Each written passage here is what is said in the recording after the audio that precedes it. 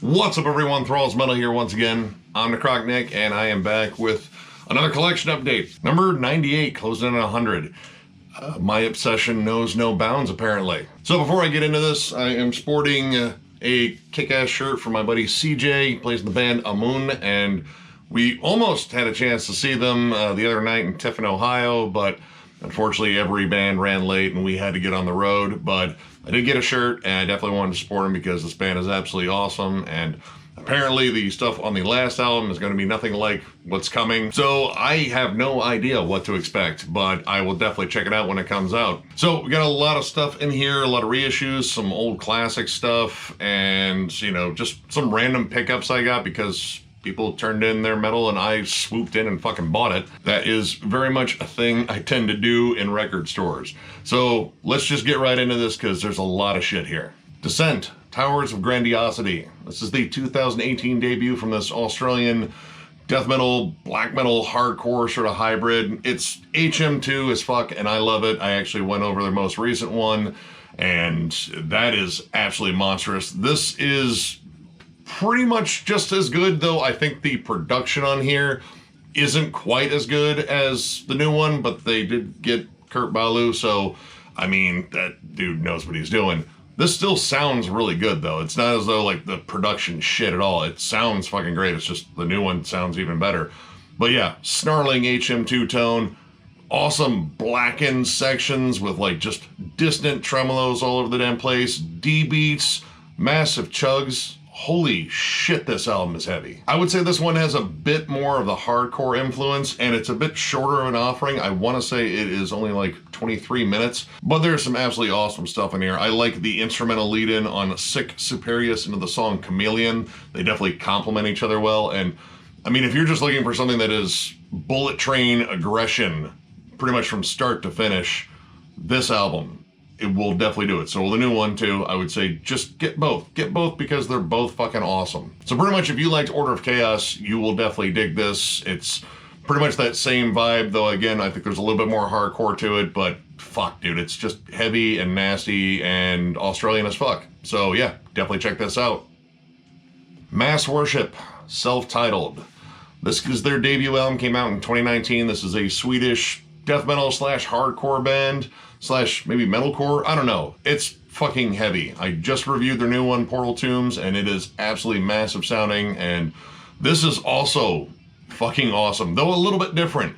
This album lives and dies by the chug, and they have the fucking tone to do it. There's a lot of that old school Meshuggah syncopation on here, but it's a little bit more on the 4/4 time side and just aggressive as hell, but steeped in atmosphere. Of course, there's lots of dissonance and all sorts of creepy sounds that are coming from guitars and vocals, but man, is this just a massive chuggy album. Again, like every song on here, there are giant massive chugs and big grooves. Like this is a flat out headbanger of an album. Now, while I think the new one is definitely a step in some different directions, again, like different melodies, definitely more ambience and some cleaner tones in there, this is just relentlessly heavy, and I kind of just like it for that. Like it kind of has almost a one-track mind, though there are some really cool melodies on Dreamless Graves that I think are just hooky as fuck, but I love pretty much everything about this. The production's stellar, and that is the drummer, I believe, and naturally the drums sound fucking amazing on here. But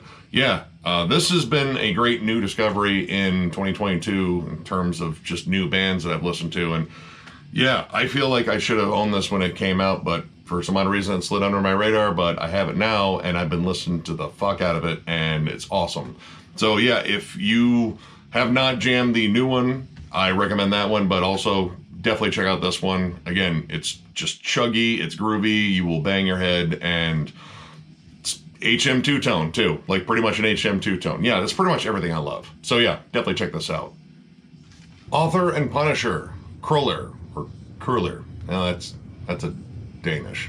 Anyway, this is the 9th album from this one-man industrial metal project that's coming out on Relapse Records, and I picked up their last album, or his last album rather, Beastland, kind of on a whim. Like I'd heard about this dude, I saw the videos with the cool machines and shit, which kind of seem redundant, but they are really cool to watch. And I liked Beastland. I thought it was a really interesting album, just in terms of like how visceral it was without being like super metal, like it was mostly done by synths and all electronic stuff. This is different. This is way more lush and ambient. The opening track, Drone Carrying Dread, absolutely amazing. It's like Godflesh doing the score to Blade Runner. Like, they softened up just enough, but there's still like a big bite to the guitars, and the synths are so fucking just dense and heavy. Like, there is no place to escape in terms of trying to get away from these synths. They're chasing you down in the weird machine desert that's on the cover. I don't know, I'm not doing a good job of writing a narrative for this album cover, but the music on here is absolutely fantastic. You also have appearances from Justin Chancellor and Danny Carey of Tool, just throwing in drums and bass. The last track, the title track, is, oh my God. It's just such an interesting listen, and it's kind of a different approach to heavy, I guess you could say, because the guitars aren't the dominant thing. It's mostly about layering all these machine sounds and synths, and it just kind of creates this giant ambient fucking wave that just suffocates you. This isn't the spacey ambience of that new Blood Incantation, which really seems to have irked some people. I really dig it. This is more the spacey ambience of like Cyberpunk, except you're getting the shit kicked out of you by a fucking 20-foot tall cyborg, except he's kind of doing it a little slowly. I don't know. You're losing that fight. That's the main thing. But I absolutely love this. This is an absolutely killer album. It's just very strange and very immersive, kind of trip-hoppy in some ways, kind of doomy in some ways. Definitely evokes a lot of emotions, and I don't know, I get hypnotized by it.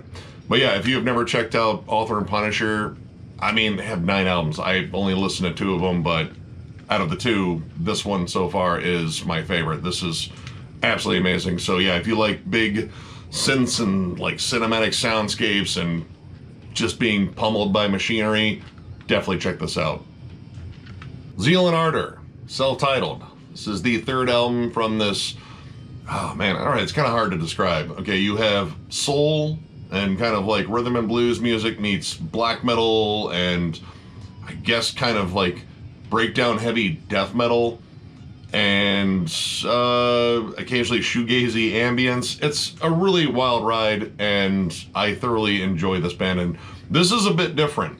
This is notably more metal, I would say. Like, I thought Stranger Fruit was an amazing listen. I absolutely love that album. It was pretty heavy, but it wasn't like as like heavy as I thought it was going to be. It was more like black metal sort of ambience heavy. This is chuggy heavy. In fact, chugs and breakdowns are kind of all over this. And it just creates this wild contrast, because you think of like the soulful music as like, well, I mean, it's, you know, like the church music, they're singing to God. Not singing to God on here. This is still very much that dark theme in terms of like Satanism, occultism, but I think they kind of dropped a lot of the narrative on the first 2 albums, where it was essentially slaves giving up on praying to God, and they kind of went the other way and asked Satan for some help. I don't know if this has a lot of that. This feels a little bit more just like an album, like, you know, a collection of songs, and it's really fucking good. Death of the Holy, Feed the Machine, Church Burns, absolutely love those songs. I Caught You is a little new metal-ish at times, but it's still pretty damn catchy, and the lead-off single, which I believe was Run, is just a beast of a song. So this is really good. I think it's just very different. Like, it's not very much like the last 2. It incorporates some different elements. It's notably heavier, but there's still a lot of that familiarity. Like, if you like those previous 2 albums, you're probably gonna like this. So yeah, I certainly recommend checking this out. We thought about reviewing it. I just didn't get it in time, and I'm here now talking about it, and I've been jamming it a lot. So yeah, definitely check it out. All right, we have a pair here from Destiny's End, and I'm gonna keep these kind of brief because these are the only 2 albums, and these might be worth a retro review in the future. But this was a band formed in the 90s. It actually featured the frontman of Hellstar and 7 Witches, James Rivera, and oh man, this might be power metal, but it's like US power metal, I guess, so it's a bit heavier, or you can just call it heavy metal, which I'm far more comfortable with. But when I saw it was power metal, and I kind of just blind buyed it because it was on Metal Blade Records, it was a 90s release, and I'm like, well, fuck it, it's cheap, let's just check it out, and this is literally both albums. And then when I, checked it out, I was like, oh shit, it's power metal. But, I have to be honest, I really dug this.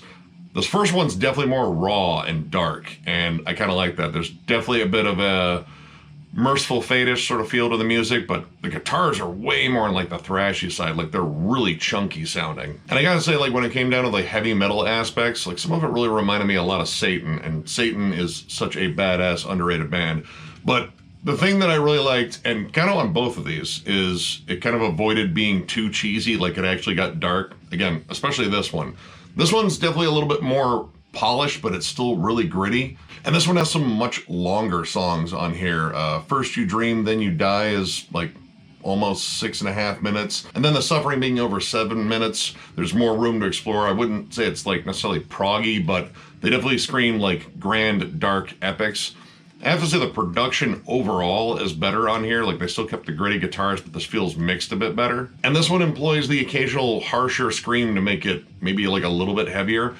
But honestly, I dug these, and I was kind of surprised because I went in and like, fuck, it's power metal, it's like wizards and dragons and bullshit, and I got to think of nice things to say, but honestly, I didn't because I really enjoyed it. It's very riff-oriented, it's very heavy, and I like the songwriting overall. So yeah, this was a really cool find, and I ended up really enjoying these and kind of surprising myself. Maybe I'm kind of growing up a little bit.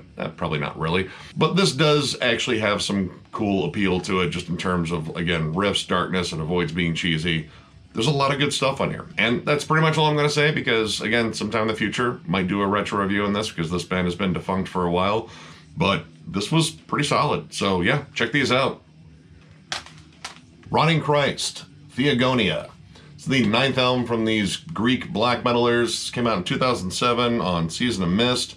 And, well, I kind of like the earlier stuff from Rotting Christ a little bit more, but the thing I always love about this band is, regardless of where they're going with their sound, these guys have a gift for melody, and there are great melodic hooks all over this. And while it does like kind of carry on like some of the stuff I really like about them, like the really cool black metal riffs, the great guitar harmonies on here that have just immense melodic hooks, this one is definitely a bit different. Again, I kind of started with Non Serviam and then, kind of lurked around that era of their career more. The newer stuff, I do like the last one, but some of the stuff before that, it was a bit strange. This is where they started to like really incorporate a lot of the cultural elements. So you get like flutes, extra percussion, a lot of that Mediterranean sound, which I really think is cool. It does add a whole dimension to it. But they really cleaned up the production a lot. And this is where it started to sound a lot like, I don't know, like Dimmu Borgir, Old Man's Child, like that really well-produced black metal, which I do like, but not as much as the more raw, gritty stuff. And there's just some strange music on here. The opening track, The Sign of Prime Creation, there is a very strange, funky, like, I don't know, rhythm to it. And there's like this like funky guitar line on it. And the fact that it transitions from black metal with blast beats and tremolo riffs to that, it just feels fucking weird. I'd also say this is really like way more accessible than their earlier stuff. Again, with those, cultural elements in there, it makes for a much more interesting listen, but there are some flat out bangers on here that are just riff-tastic. The Aethnir, something. I like that one. That is a fucking flat out banger of a song. And I do think the back half of this album is stronger. And while I do like the fact that this is kind of like bigger in scope for them, at least at this point, there's some stuff there that I don't like. Like, I think the drums sound programmed, even though I'm pretty sure they had a drummer in here, but it sounds like a drum machine, especially on Enuma Elish. It just sounds like a drum machine. And there was a lot of stuff in here that kind of sounded like now Diabolical era Satyricon, which, not my favorite. I don't know, like some of the stuff works, some of it doesn't. It's a very strange album. I do like the back half more. I haven't watched the DVD that's on here, but I don't know, eventually I want to sit down and watch that. But overall, this is an interesting album. I like it, but there's definitely some stuff that I don't like on it. And overall, I mean, that gift for melody kind of saves them because they know how to create some killer hooks. Do prefer the older stuff more, but definitely check this one out. It was a fun listen. I will definitely say it was a fun listen, and it had me going, what the fuck, a lot, but kind of in a good way. I don't know. Just check it out. It's fun. Sanctuary, Into the Mirror Black. So their second album came out in 1990, and, well, this is a Bay Area thrash / speed metal / maybe you could say power metal. I'm not going to say power metal, but this did feature Worldain of Nevermore fame. Rest in peace. He's still very much missed. And this is the only one that I was actually missing by Sanctuary. And honestly, this was the one that I wanted the most because I jammed tracks from this and I really like this. I think Sanctuary Denied is a decent debut. I'm not the biggest fan of that album, but I think this album pretty much surpassed it in almost every category. I think the riffs are better. There's a proggier feel to it. Worldain sounds more comfortable in his vocal range, even though he's much higher than what I'm used to in terms of Nevermore. And holy shit, the songwriting on here is absolutely fantastic. There's loads of melody, there's big epic songs, but man, Seasons of Destruction, flat out heavier than hell on those riffs. And while they did kind of venture out into like more progressive territory, Long Since Dark still brings like that old school thrash vibe to it. This is an awesome album, and one I actually thought about doing like a retro review for, just in terms of like Sanctuary's releases, but they are still around. They did find a new singer replacing Worldain. Tough job, but I haven't actually listened to any like live cuts because I don't think they've released anything with the new singer, but they are still around, and I would definitely check out future releases, though. Again, the Worldain material is the stuff that I latch onto just because Worldain, surprisingly, in terms of like, you know, cleaner singers, he was one of my fucking favorites. And I even got into Nevermore at a point where I really just didn't want to hear clean vocals at all, but somehow that just fucking worked for me. Like, there was an intensity to him. It was that kind of bellowing. I don't know. It's not that on here. He's definitely more in a higher range, but he's fucking killing it. And again, sorely missed. But yeah, this is a fantastic album. I'm super glad I found this one. And, well, we'll see if Sanctuary comes back with something new with a different singer. I will definitely check it out and give it a fair shake. But yeah, this is amazing, and you should definitely check it out. Divine Souls, The Bitter Self-Caged Man. This is the second album from the Swedish melodic death metal act. Came out in 2008 on Scarlet Records, and this was the last release from this band. They broke up not too long after the release of this, and I believe members are in Carnal Savagery, which I've heard the name before. I just haven't listened to their music, but they are listed as flat-out death metal, and this is definitely, well, a very mid to late 2000s melodic death metal. It pretty much follows every trope. A bit on the Dark Tranquility side because they do employ keys a bit, but listening to this, like, it's just okay. The songs are good. They definitely know how to write, like, melodic death metal. It's just kind of derivative. It sounds like a lot of the bands that, you know, kind of helped establish the genre, and so they really weren't adding much to it. I mean, Grief sounds like, I would say, like, classic In Flames, At the Gates, and Dark Tranquility. But there's not much in here that actually separates them from those bands. Like, you could put this on a mixtape and you would have just assumed that maybe they had a different vocalist on that track, like a guest one. Because that's the only thing would probably be different, the vocals. And it's just because the vocals are kind of there. They're just a little flat, a little one-dimensional. There's nothing on here that is, like, overtly bad at all, really. Like, it's just okay. And I don't know, like, I mean, there was a lot of bands that were just pumping out stuff, like, when melodic death metal was really starting to take off in, like, the 2000s, like, shit, man, there were tons of these bands. And after a while, you were kind of hearing a lot of the same riffs from the older bands being played in newer bands, and it kind of got stale, and this is kind of an example of it. Again, nothing overtly terrible, it's just kind of there. But I recommend checking it out. Of course, give it your own fair shake. This might be your favorite melodic death metal album of all time. I don't know. It could be. I'm going to guess it probably isn't because I think there's a lot better. But still, recommend checking it out and forming your own opinion.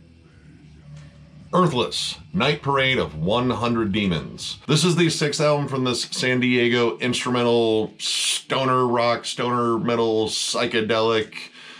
Oh, it's fucking wild. There are 3 tracks on here, and this is over an hour's worth of music, and it's trippy, psychedelic, just kind of jammy acid rock, but with like big heavy riffs occasionally. It's a wild listen. And honestly, I think all of Earthless's stuff is a wild listen. I just need to get more of it. Great production. Love the atmosphere. Like, it's a constantly sort of like building thing where it gets progressively more trippy and then into the next movement. And I mean, these songs are long as fuck. The last track, Death to the Red Sun, that one's probably my favorite. The first 2 are Night Parade of 100 Demons, part 1 and part 2, and they're both psychedelic and twisted, but Death to the Red Sun is a little bit more riffy, a little bit more like, you know, Fu Manchu and Caius. Like, it's still trippy, but it's kind of built on some just big, meaty stoner metal riffs. I do like that this has a lot of different moods to it. It can get sinister, get dark, and kind of get warm and fun and trippy and kind of jazzy. This is just a fun, trippy album, and I mean, that's kind of the thing with all of Earthless's stuff, but man, they just know how to fucking nail this sound. Awesome album. This is just a fun trip while driving through the desert in a convertible on peyote. That's not a responsible thing to do, and I don't recommend it, but I mean, if you're listening to this, it's almost the audio equivalent of it. So yeah, maybe just listen to this and don't do the peyote and drive. Either way, check this out. It's just awesome stoner metal and a fuck ton of fun. Estuary, To Exist and Endure. This is the debut album from the Cincinnati-based melodic death metal act.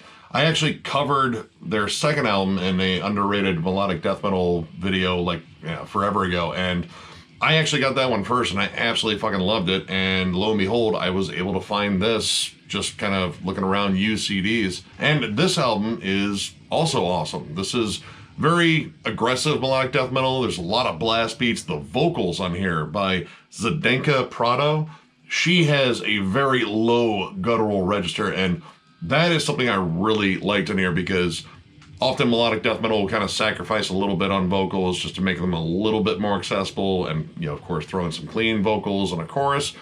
This forgoes that. This is almost all deep guttural vocals complemented with like higher, almost kind of blackened screams. And with the riffs being melodic but very aggressive, it kind of makes this just, you know, flat out heavy across the board. Again, very blast beat driven, but there's a lot of cool groovy pockets, and the guitar work in here is really fucking good. They have a really fucking thrashy bite to a lot of the riffs, and honestly, this doesn't slow down very often. I think it wasn't until track 5, Woven Denial, that they actually slowed it down and then inevitably sped it back up because, I don't know, like they had a lot of fucking anger to get out. Now, I will say the production here is a little bit more raw when compared to their follow-up, but honestly, I kind of like the extra grit on here, but I think the follow-up does sound a little bit better. And I do like that there's a little bit of variety towards the end with the last track, To Endure, being a doomy instrumental and like just kind of changing around pretty much everything on the album, like, because the riffs are decidedly different. They finally slowed it down again, which again, this album doesn't slow down very often. And, you know, the whole vibe changes. Now, this was one I thought about for a retro review, but I believe this band is still around, though they haven't put out anything since, God, I think that follow-up came out in like 2007, so it's been a minute, so it might be retro review time for that one, because this is the melodic death metal that I generally get into more, the more aggressive sounding one that lets all the melodies and the guitars carry it and lets the vocals stay really harsh. Solid album. I recommend this. I recommend the follow-up maybe just a little bit more, but yeah, this is still fucking awesome and you should definitely check it out. Kronos, Colossal, Titan, Strife. This is the second album from this French brutal death metal act. I actually picked up their last album, Arisen New Era, when it dropped, and I really ended up enjoying that, and then they ended up breaking up in 2017. So when I saw this, I was like, dude, I keep hearing their older stuff is even better, and whoever told me that might have been right, because this is fucking awesome. This is the kind of brutal death metal I like. The production has like kind of that early 90s sort of sound, like there's no super plunky snare. The vocals are like very much like Frank Mullen style, and occasionally I would say Glenn Benton, because there's some definite deicide worship, especially on the song Submission. The riff work is tight as fuck. The drum work is fucking amazing. Like pretty much across the board, it's just super tight musicianship. It's very just driven, and the breakdowns are exceptionally good. Like pretty much everything about this I really fucking dug, except the artwork, because Man, that's not good. And I get this came out in what, 2003, and yeah, I mean, I don't know. That just looks terrible. That looks like rejected Cradle of Filth art. I don't get the spear with all the circly shit around it. Like, I think you're kind of hindering the stabbiness of it. And the fucking drill bit midsection, like, did they just say, nah, fuck his abs, and then we'll put a drill bit in there, and his legs will be like, I don't know, looks like a bunch of baby legs. I don't know. A lot of mistakes were made. But for me, virtually no mistakes were made musically. This just has so many damn good moments. The broken down riff in Hate Realm. Oh, dude, like literally every track on here just fucking whoops ass. And I love the relentless pace of this album. Like, it is just nonstop. Like, as soon as the fucking first track ends, the next track is already whooping the shit out of you. Excellent stuff. I definitely want to check out their first album and any of their other albums that I'm missing, because this is fucking really good. So yeah, if you're a fucking death metal nut like me, definitely check this out. Secrets of the Moon, Stronghold of the Inviolables.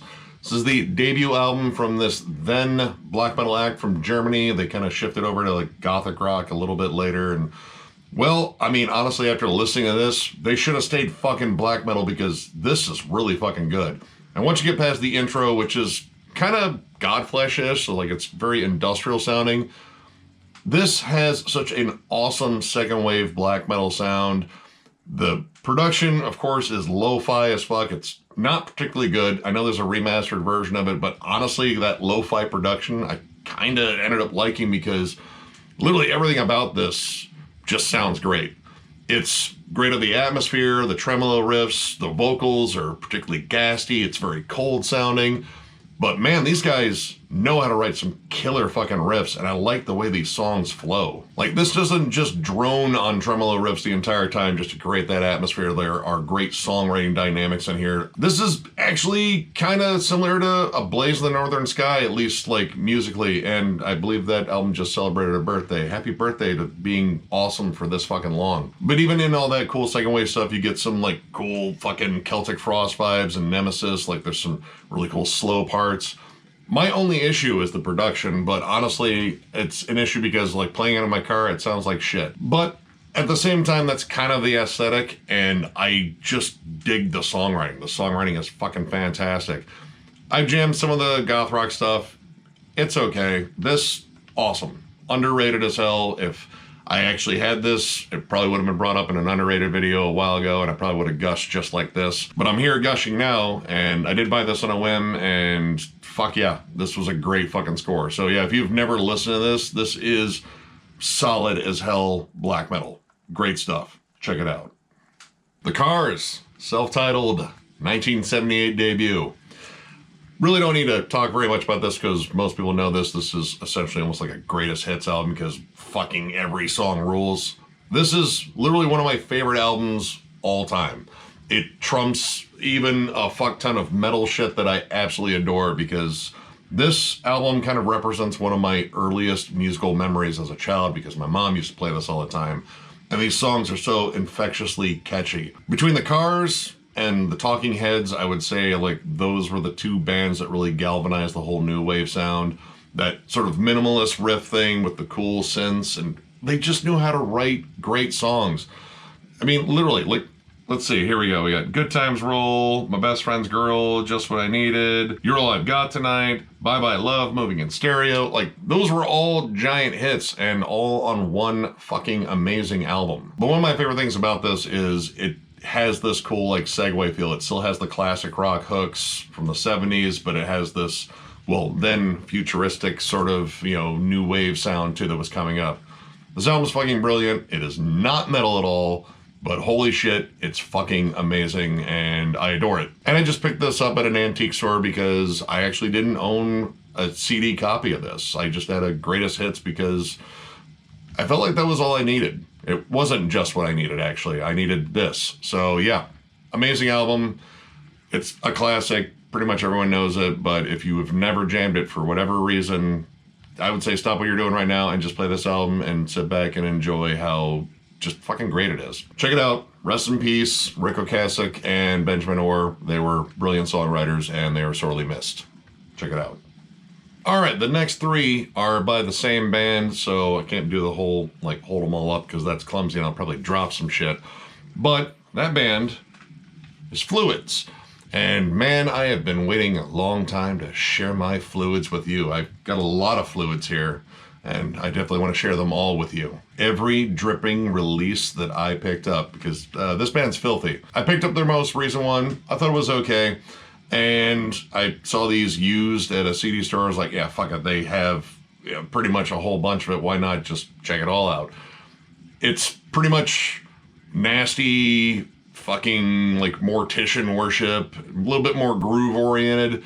But yeah, this is Little Village, which is a compilation of like, demos and EPs. And, oh man, there's always a bunch of shit I have to get past when jamming this band because all the samples are like real shit, and it kind of fucks me up because I get like 5 minutes of devastating, crushing death metal, and then after that there might be like a 20-second sample of some dude getting his fucking ballsack roasted by a acetylene torch or something. Like, it's a lot to process. I mean, it definitely adds to music, but it's fucked up.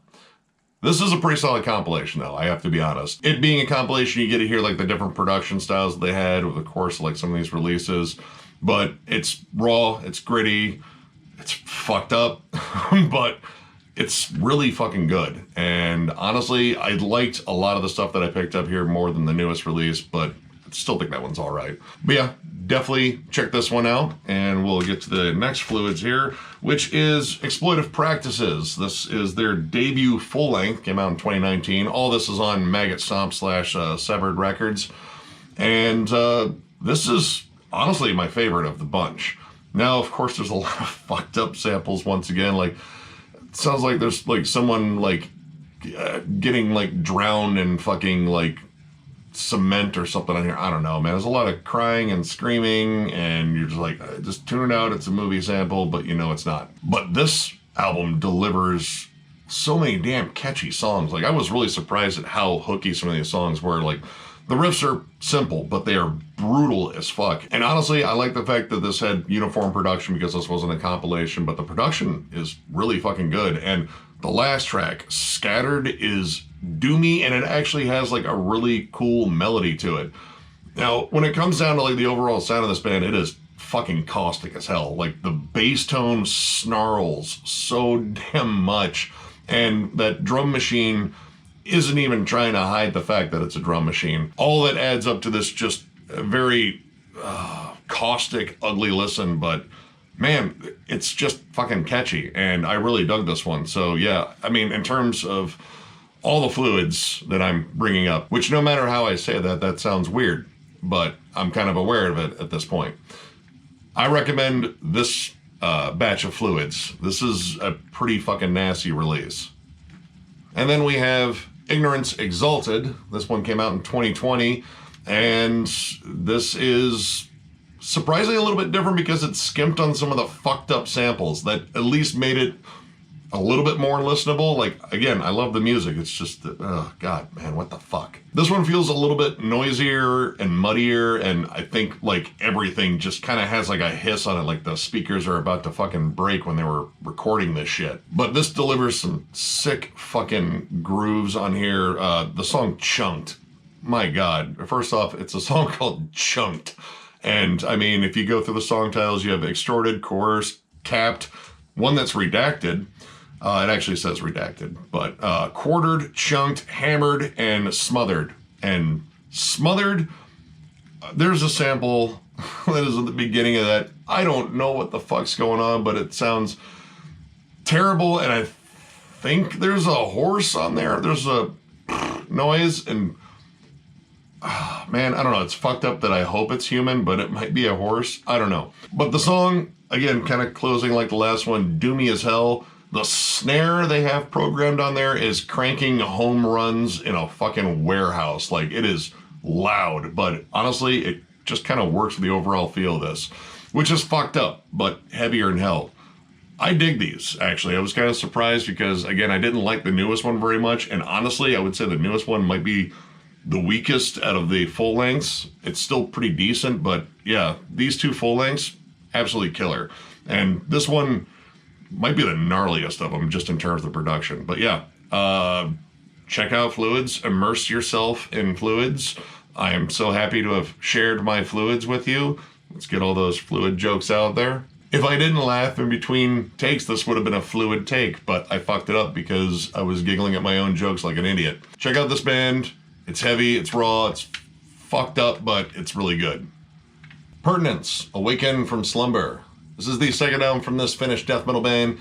Came out in 2013, and their debut came out in 1992, so bit of a gap between releases there. Now I actually have that debut, and I think it's pretty awesome. It's just old school Finnish death metal, and this one is not. I think they tried to change their sound a bit, and the results were not great.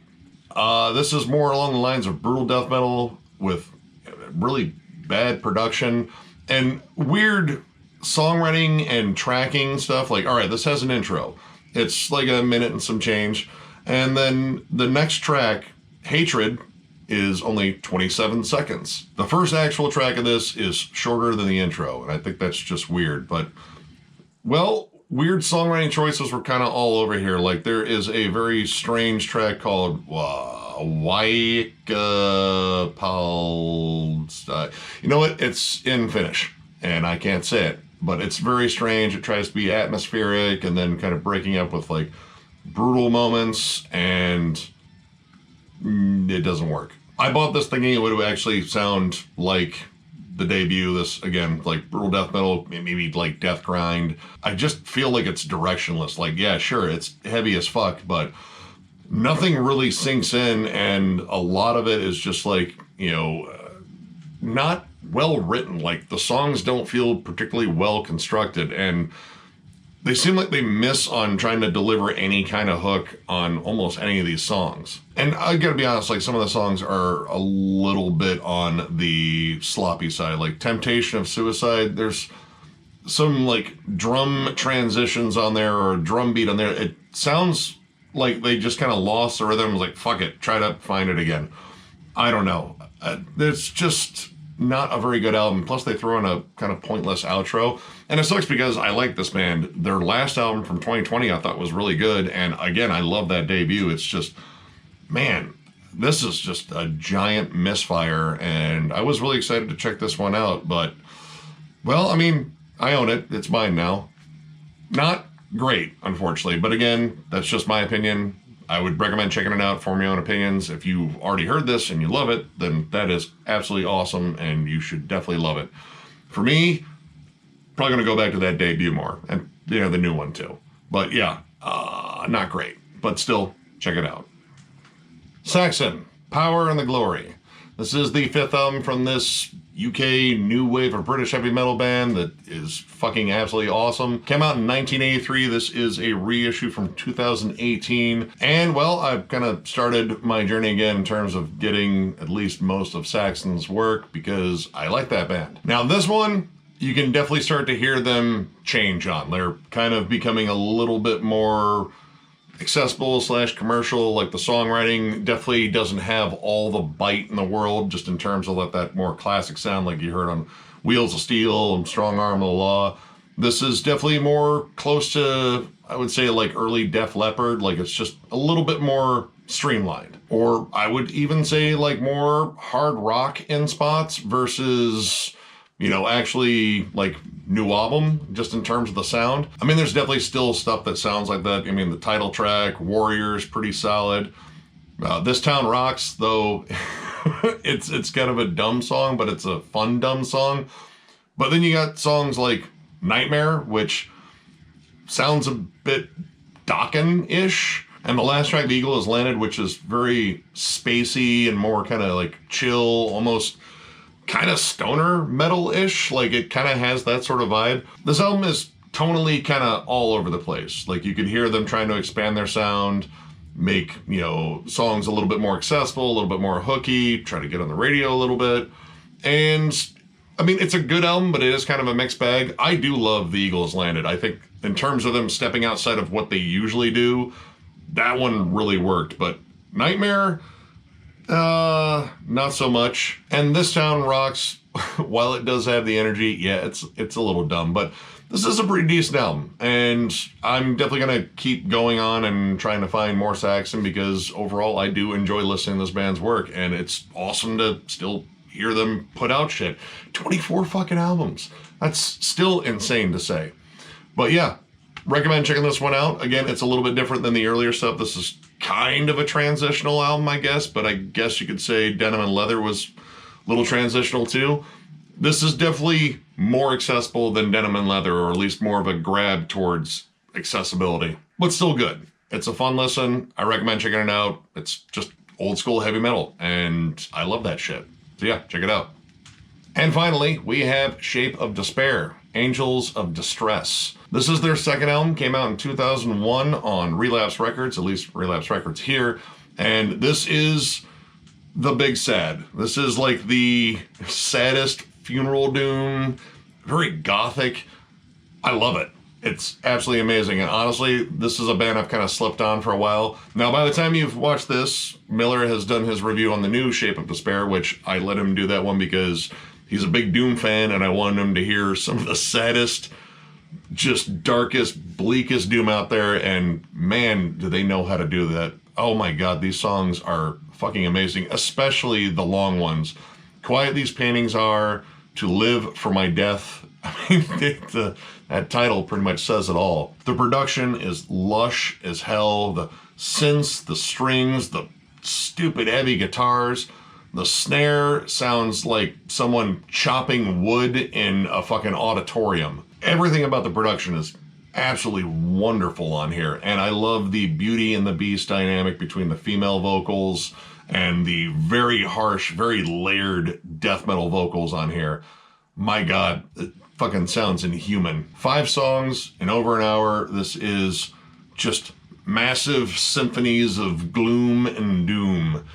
There's nothing happy about this at all, and well, it shouldn't be. It's funeral doom, but man, like, this feels even like sad for fucking funeral doom, which is definitely saying something. I think it's a lot of the weeping string sections that are on here that really just kind of dial up all the extra sad as if you actually needed more.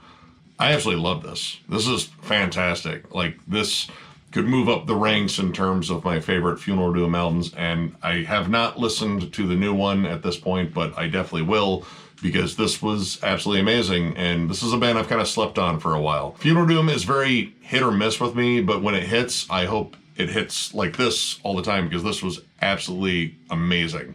Really dig this. Strongly recommend it. If you're a funeral doom fanatic, there's a good chance you probably have already heard this, but if you're just getting into funeral doom, this might be a good one to get into, because again, the Beauty and the Beast dynamic and all the fucking sad droning riffs and the layer production, it just all comes together so well in here. Strongly recommend it. It's fucking awesome. All right, that knocks out another one of these. I already have another stack that I'm looking at that is loaded with shit that I got to listen to, that, you know, I just got a lot of stuff in the mail at the same time, and plus hitting up a record store when we were in Tippin yielded some really cool prizes. There's also a lot of stuff that I'm waiting for in the mail too, so yeah, the next one's probably going to be just as loaded, I would say. But I'm going to keep doing them because you guys seem to love them, and I'm almost at 100, which is fucking ridiculous. Well, not ridiculous because I know how much music I buy, but just seeing the 100 on that video is going to be like, wow, that's, what the hell is your problem?